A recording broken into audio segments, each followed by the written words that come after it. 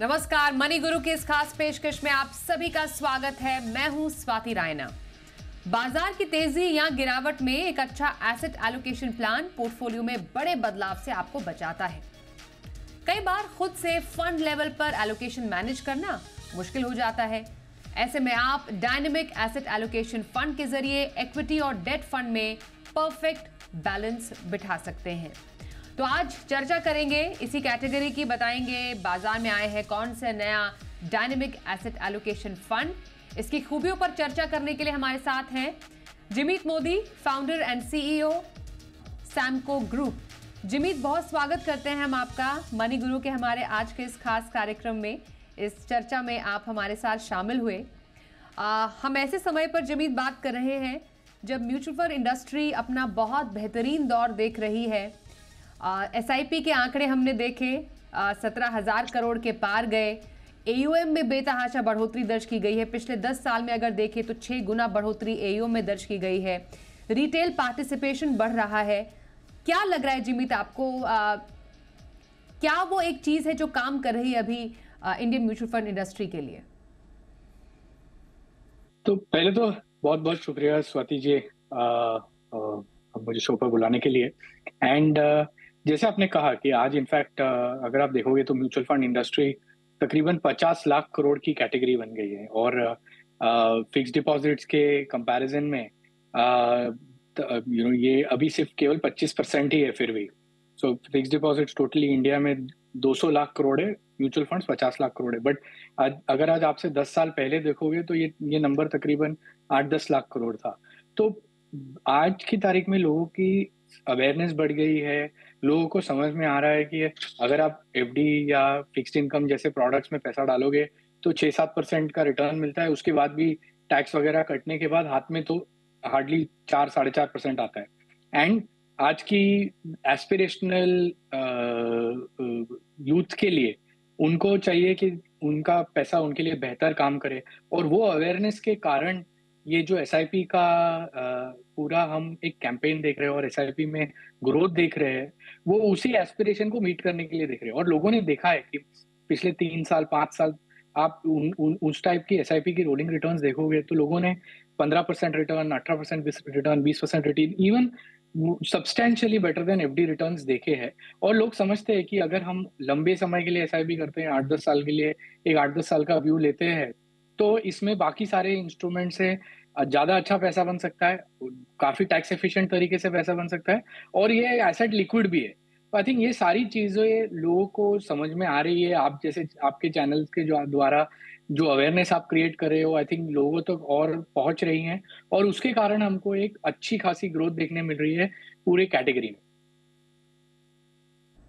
बिल्कुल। इनफैक्ट जिमीत, अगर हम कैटेगरी वाइज ही बात करें, क्योंकि मैंने जैसे शुरुआत में शो की बोला कि कई बार निवेशकों के लिए अपने फंड को मैनेज करना मुश्किल हो जाता है। वो यूं कि अभी तो हम बाजार को एट हाई देख रहे हैं, कभी बाजार में गिरावट का दौर भी आता है और फंड लेवल पर कई बार काफ़ी दिक्कत हो जाती है। इसलिए ऐसे में हम ज़्यादातर हाइब्रिड कैटेगरी की तरफ देखते हैं। अगर हाइब्रिड कैटेगरी में भी अगर हालिया निवेश की बात हम करें तो सिर्फ हाइब्रिड कैटेगरी में ही कुल 13,000 करोड़ से ज़्यादा का निवेश आया है। मतलब हाइब्रिड कैटेगरी को लोग काफ़ी पसंद कर रहे हैं। तो इस पूरे कैटेगरी में क्या खास है, और उसमें भी अगर डायनेमिकली किसी को अपने पोर्टफोलियो को मैनेज करना है तो कहाँ पर रहनी चाहिए नज़र? तो जैसे आपने कहा एग्जैक्टली सही है, क्योंकि सी आज की तारीख में अगर इन्वेस्टर देखे तो काफी जो प्योर इक्विटी कैटेगरीज है, जो large cap, mid cap, small cap etcetera, वो एक तरीके से बाय एंड होल्ड कैटेगरीज है। बट कई सारे इन्वेस्टर क्या है जो एफडी को के बदले में म्यूचुअल फंड्स में इन्वेस्ट करते हैं, या थोड़ा बहुत जहाँ शुरुआत कर रहे हैं उनके म्यूचुअल फंड की इन्वेस्टिंग की जर्नी का, उन लोगों के लिए वो डायरेक्ट इक्विटी की या इक्विटी फंड्स की वॉलेटिलिटी झेल नहीं सकते। क्योंकि अगर आप देखोगे तो इक्विटी फंड्स खराब टाइम में 20-30-40% खराब भी गिरते हैं। इनफैक्ट हर 6 से 7 साल में हमने देखा है कि मार्केट में 30-40% का करेक्शन आता है। हर डेकेड में एक आध बार 40-50% का करेक्शन आता है। तो लोग ये झेल नहीं पाते, और इसके लिए एक हाइब्रिड कैटेगरी एक परफेक्ट सोल्यूशन है, बिकॉज हाइब्रिड जैसे नाम कहता है वो एक कॉम्बिनेशन है और डेट और इक्विटी का। इसमें क्या है, इन्वेस्टर को खुद को दिमाग नहीं लगाना पड़ेगा कि जब मार्केट्स ऊपर जा रही है या नीचे जा रही है तो एसेट एलोकेशन कैसे मैनेज करे, ताकि अल्टीमेटली रिटर्न तो बने ही, बट साथ साथ में डाउनसाइड प्रोटेक्शन या साथ साथ में वॉलेटिलिटी कर्व हो जाए।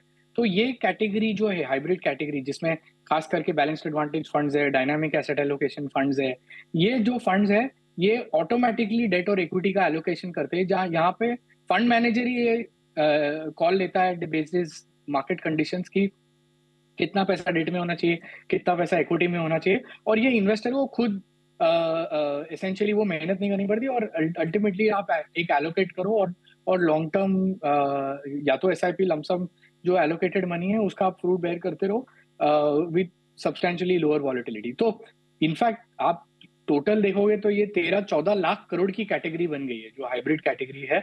In fact one of the most loved categories for for investors जो बहुत ज्यादा रिस्क नहीं लेना चाहते, जो इक्विटी ओरिएंटेड फंड्स का है, उनके लिए ये एक क्लासिक कैटेगरी बन गई और मोस्ट प्रिफर्ड कैटेगरी बन गई। राइट इसलिए जिमीत मौके की नज़ाकत को समझते हुए, अपॉर्चुनिटी को समझते हुए आप एक डायनेमिक एसेट एलोकेशन फंड लेकर आए हैं निवेशकों के लिए, क्या खास है? जी हाँ, तो हम सैमको के द्वारा भी आज एक Samco dynamic asset allocation fund present कर रहे हैं इन्वेस्टर्स को। तो और ये इसमें खास बात ये है कि ये शायद इंडिया का पहला momentum following dynamic asset allocation fund है जो 0% इक्विटी से 100% इक्विटी में ट्रांसफॉर्म हो सकता है, और at the same time 100% equity से 0% इक्विटी में ट्रांसफॉर्म हो जाता है। इसका मतलब क्या है कि देखो आज तेजी की बाजार चल रही है, आज अपने को सब अच्छा लग रहा है, अपनी सारी indexes mid cap, small cap, large cap all time highs बना रही है, तो आज सब अच्छा लग रहा है। But at some point of time जब मार्केट्स रिवर्स होंगी और अपने को डीप करेक्शंस देखने मिलेंगे, अगर इन्वेस्टर्स बहुत एजाइल नहीं है और वो अपने पोर्टफोलियो को चेंज नहीं करते, तो ऐसा भी पॉसिबल है कि जितना भी है वो कमाए हैं वो सारा का सारा पैसा वापस मार्केट को दे सकते हैं। तो इस केस में क्या है, ये जो हमारा सैमको का डायनामिक एसेट एलोकेशन फंड है वो ये कोशिश करता है कि आप अगर मार्केट करवट बदलती है, ये बुल मार्केट से करेक्शन शुरू होता है या बे मार्केट शुरू हो जाता है, तो ये इंटायरली इक्विटी एलोकेशन से डेट में ट्रांसफॉर्म हो जाता है, सो दैट जब बाजार गिरे तब आपका drawdown to some extent protected रहे और आपकी पूरी वैल्यू कैपिटल पे रिस्क पे ना आए। सो वो ध्यान में रखते हुए ये एक यूनिक प्रोडक्ट है जो entirely debt to equity transform हो सकता है, एंड इसका वी विल एंडेवर कि ये इक्विटी टैक्सेशन प्रोडक्ट रहे यूजिंग आर्बिट्राज स्ट्रेटजीज। सो जो इन्वेस्टर इन्वेस्ट करता है उनको ना ही डायनामिक एसेट एलोकेशन मिलेगा, but from a long term perspective long term equity taxation का भी फायदा मिलेगा। बिल्कुल, तो बाजार में अगर आपको डायनेमिकली बने रहना है तो एक डायनेमिक एसेट एलोकेशन फंड के जरिए आप अपने पोर्टफोलियो में इक्विटी और डेट के एलोकेशन को खूबसूरती से मैनेज कर सकते हैं, और इसकी खूबियां बताई जिमीत मोदी ने। जिमीत, बहुत धन्यवाद हम करेंगे आपका हमारे साथ इस खास चर्चा में शामिल होने के लिए। बहुत बहुत शुक्रिया, थैंक यू स्वाति जी। तो चर्चा यहाँ पर चल रही है हाइब्रिड कैटेगरी की, और हाइब्रिड में निवेश, जैसा हम शुरुआत से कह रहे हैं कि काफ़ी ज़्यादा आकर्षण का केंद्र बन रहे हैं। हमारे साथ इस शो में अब शामिल हो चुके हैं Jitendra Solanki, SEBI registered investment adviser. Jitendra, आपका बहुत स्वागत है इस पूरी चर्चा में। हाइब्रिड में डेफिनेटली लोगों का आकर्षण बढ़ रहा है। इनफैक्ट अगर हम आर्बिट्राज की भी बात करें, इस बार के एम्फी के डेटा में सर्वाधिक 9,000 करोड़ से ज़्यादा का निवेश आया है आर्बिट्राज में ही। मल्टी एसेट एलोकेशन में हमने कुछ 2500 करोड़ से ज़्यादा का निवेश देखा है, तो कुल मिलाकर 13,000 करोड़ से ज़्यादा का नेट निवेश हाइब्रिड में आया है।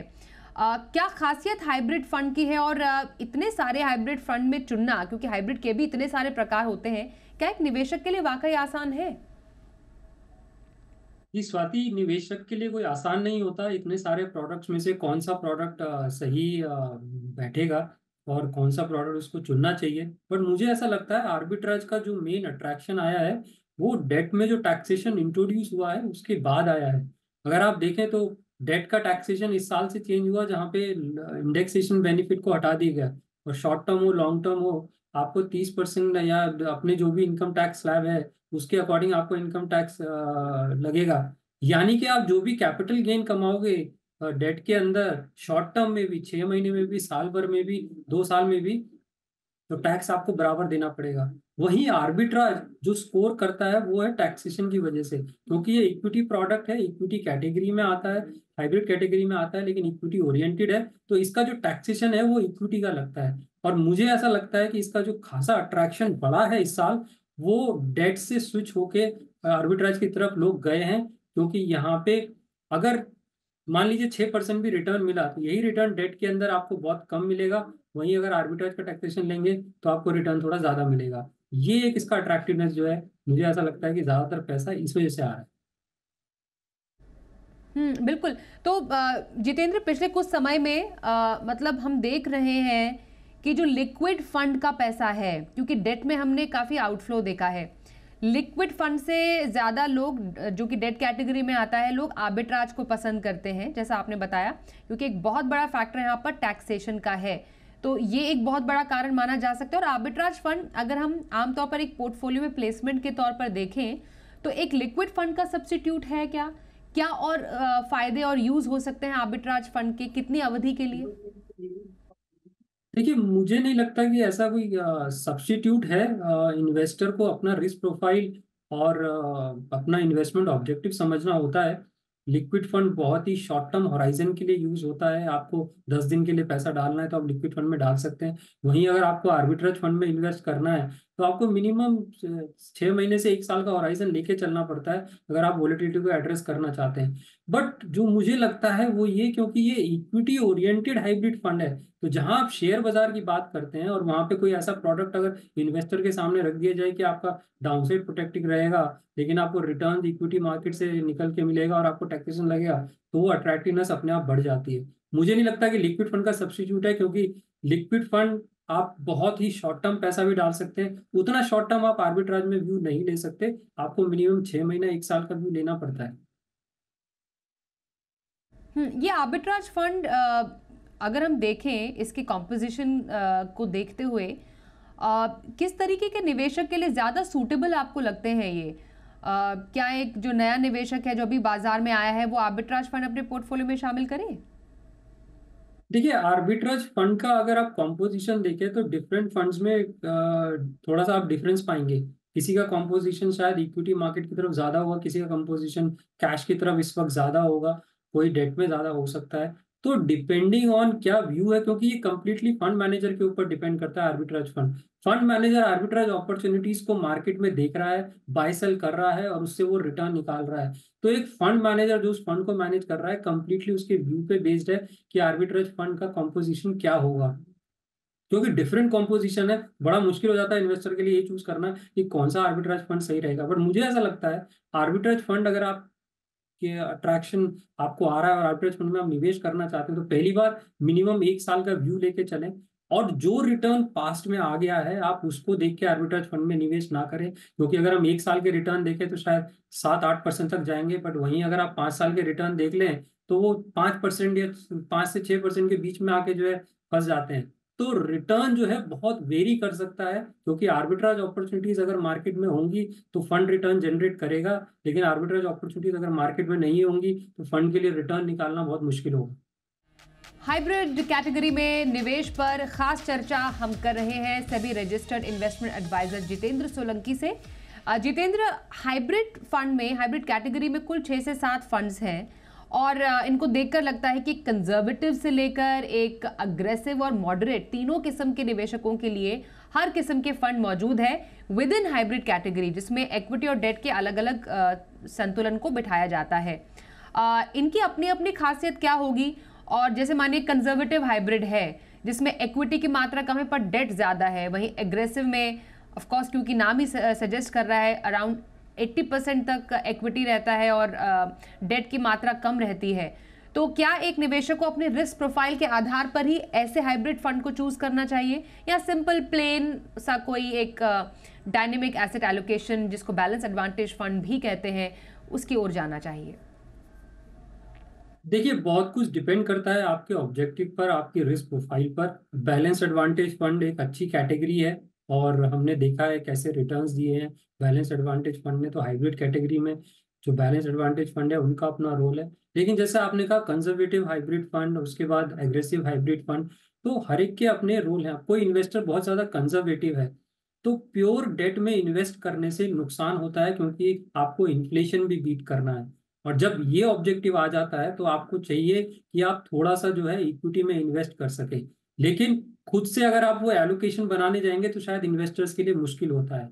वहां पे कंजर्वेटिव हाइब्रिड फंड जो है वो हेल्पफुल हो सकते हैं। उसी तरीके से इन्वेस्टर अगर एग्रेसिव होना चाहता है लेकिन खुद से एसेट एलोकेशन करने में परेशानी होती है कि कितना मैं इक्विटी में रखूं, कितना डेट में रखूं, तो वहां पे एग्रेसिव हाइब्रिड फंड जो है वो चॉइस हो सकती है। तो एक तो रिस्क प्रोफाइल पे डिपेंड करता है, दूसरा इन्वेस्टर्स कितना अवेयर है और कितना नॉलेजेबल है खुद से एसेट एलोकेशन करने में।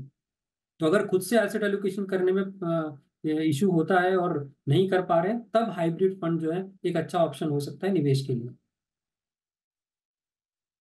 पर एक पोर्टफोलियो में मैं अगर जितेंद्र आपसे समझना चाहूँ, हर किस्म की कैटेगरी होती है। एक कंप्लीट पोर्टफोलियो एक इन्वेस्टर बनाना चाहता है, वो चाहता है कि उसमें एक लार्ज कैप भी हो, मिड कैप भी हो, मल्टी या फ्लेक्सी कैप भी हो, स्मॉल कैप भी हो।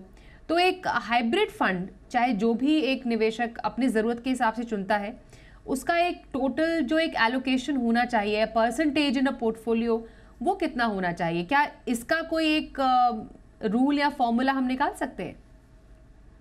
देखिए, जनरली जब हम एसेट एलोकेशन की बात करते हैं तो विद इन इक्विटी जब हम बात करते हैं कि कितना एलोकेशन होना चाहिए, तो हमेशा से यही एडवाइस होती है कि आपका ज़्यादा एलोकेशन लार्ज कैप की तरफ ओरिएंटेड होना चाहिए। मिनिमम 50% तो आपका लार्ज कैप होना चाहिए। उसके ऊपर आप 60 भी रख सकते हैं, 70 भी रख सकते हैं, और बाकी जो परसेंटेज है वो आप मिड कैप और स्मॉल कैप की तरफ ओरिएंटेड कर सकते हैं। तो अगर एक आइडियल एसेट एलोकेशन की बात की जाए विद इन इक्विटी इन्वेस्टमेंट, तो शायद 60-60-40 का रेशो या 70-30 का रेशो जो है वो काफी आइडियल हो जाता है लार्ज कैप और मिड कैप स्मॉल कैप का एक्सपोजर के लिए। लेकिन कितना होना चाहिए ये आपके रिस्क एपेटाइट पे बहुत कुछ डिपेंड करता है। 50% अगर आपने मिड कैप स्मॉल कैप ले लिया तो बहुत वॉलेटिलिटी देखने को मिलेगी। अगर आपने कम लिया है तो कम वॉलेटाइल होगा आपका इक्विटी पोर्टफोलियो। लेकिन लॉन्ग टर्म क्या आपकी उम्र है, क्या आपके पास होराइजन है, उसके अकॉर्डिंग आप एलोकेशन को चूज कर सकते हैं। बट मेरा ये मानना है कि एटलीस्ट बैलेंस तो होना चाहिए, 50 लार्ज कैप तो आपके पास होना चाहिए। क्या अभी बाजार के इस माहौल में जितेंद्र एक अच्छे हाइब्रिड फंड में निवेश करने का मौका है? और विद इन हाइब्रिड फंड, क्योंकि इन तमाम हाइब्रिड फंड्स में एक बैलेंस एडवांटेज फंड एक ऐसी कैटेगरी है जो ज़्यादा हाईलाइटेड रहती है, ये हम ज़रूर कहेंगे। तो क्या एक बैलेंस एडवांटेज फंड जैसा या कोई भी हाइब्रिड फंड में अभी निवेश करना सही है? देखिए, निवेश करने का कोई टाइम होराइजन नहीं होता। आपका ऑब्जेक्टिव जब आपका शुरू हो, आपको मीट करना है, आपको इन्वेस्ट करना चाहिए। हाँ, बैलेंस एडवांटेज फंड जैसी कैटेगरी जहाँ पे फंड मैनेजर डेरिवेटिव्स का यूज करता है हेजिंग करने के लिए, तो ऐसे मार्केट्स में बहुत अच्छी कैटेगरी निकल के आ सकती है। तो बैलेंस एडवांटेज फंड 4 साल 5 साल का होराइजन लेके चलते हैं तो एक अच्छा ऑप्शन हो सकता है। बट मेरा ये मानना है कि कोई भी मार्केट सही या गलत टाइम नहीं होता। आपके ऑब्जेक्टिव पे बहुत कुछ डिपेंड करता है। अगर आप आज निवेश करना चाहते हैं तो आज निवेश शुरू कर सकते हैं, आपने पहले किया हुआ है तब कर सकते हैं। कैटेगरी आप जो है चूज कर सकते हैं बेस्ड ऑन कि आपका ऑब्जेक्टिव क्या है। अगर आपको 5-6 साल के अंदर आपको बहुत ज्यादा आपको वॉलेटिलिटी नहीं चाहिए तो बैलेंस एडवांटेज फंड एक अच्छी कैटेगरी हो सकती है। लेकिन अगर आप खुद से एसेट एलोकेशन कर सकते हैं, आप large cap mid cap small cap का एक्सपोजर बना सकते हैं, तो मुझे लगता है फिर वो कैटेगरी जो है उस तरह के एक्सपोजर में आप जा सकते हैं। जितेंद्र, आमतौर पर क्योंकि निवेशक ये जानना चाहते हैं कि जिस फंड में वो निवेश कर रहे हैं उसमें वो कितना रिटर्न बना सकते हैं, तो एक किसी फॉर एग्जांपल एक हाइब्रिड कैटेगरी में, क्योंकि हमने with in hybrid category he multi asset allocation में पिछले 1-3-5 सालों में 15% प्लस रिटर्न देखे हैं, एज अपोज टू जो डायनेमिक एसेट एलोकेशन जिसको बैलेंस एडवांटेज फंड कहते हैं, उनका भी अच्छा प्रदर्शन रहा है। Arbitrage again close to debt funds, वहाँ पर उतनी उनकी प्रदर्शन रही है। एक्विटी सेविंग का 11% से लेकर लगभग 9% तक का प्रदर्शन रहा है। तो रिटर्न देखना एक बहुत बड़ा पैमाना आपको लगता है हाइब्रिड फंड में अभी इस मौके पर, स्पेशली मल्टी एसेट एलोकेशन इस टाइम पे काफी अच्छा कर रहा है? देखिए, मुझे नहीं लगता कि रिटर्न पैमाना होना चाहिए ये चूज करने के लिए कि आपको कौन सा फंड सिलेक्ट करना है। अगर रिटर्न आपने पैमाना बना दिया तो हो सकता है आगे आपको डिसअपॉइंटमेंट मिले, मार्केट किस तरह बिहेव कर सकता है। आप जब हाइब्रिड फंड चूज करते हैं तो आप इसलिए चूज करते हैं कि आपको थोड़ा सा डाउनसाइड प्रोटेक्शन भी चाहिए। आप चाहते हैं कि आपको उतना पोर्टफोलियो उतना वोलेटाइल ना मिले। जैसे एग्रेसिव हाइब्रिड फंड है, थोड़ा सा डेट होता है, थोड़ी डाउनसाइड प्रोटेक्शन आपको मिलती है। तो जब वो ऑब्जेक्टिव होता है तो उस ऑब्जेक्टिव में आप एक गोल के अकॉर्डिंग आपका रिटर्न होराइजन बनना है, रिटर्न आपका बनना चाहिए। अगर आपका गोल 10 साल दूर है तो आपको ये कैलकुलेट करना चाहिए कि आप अगर 10, 11, 12% रिटर्न कमाएंगे तो क्या आप अपने गोल अचीव कर सकते हैं एक अच्छे कंट्रीब्यूशन के साथ। अगर आप वो अचीव कर सकते हैं तो उसके बाद आपको वो कैटेगरी सिलेक्ट करनी चाहिए। मुझे नहीं लगता रिटर्न को देख के आपको फंड या कैटेगरी चूज करनी चाहिए। इनफैक्ट उल्टा होना चाहिए, पहले आप ये देखें कि आप गोल क्या अचीव कर सकते हैं और कितना रिटर्न आपको जो है चाहिए होगा अपने गोल को अचीव करने के लिए। उसके बाद आप जो है फंड का सिलेक्शन करें। बिल्कुल। तो हाइब्रिड फंड में कैसे निवेश करना चाहिए, कैसे चुने एक अच्छा हाइब्रिड फंड, इस पर हमने चर्चा की। खास जितेंद्र सोलंकी हमारे साथ इस चर्चा में हुए शामिल, करेंगे आपका धन्यवाद। मनी गुरु में आज के लिए बस इतना ही। रुकते हैं एक ब्रेक के लिए, देखते रहिए जी बिजनेस।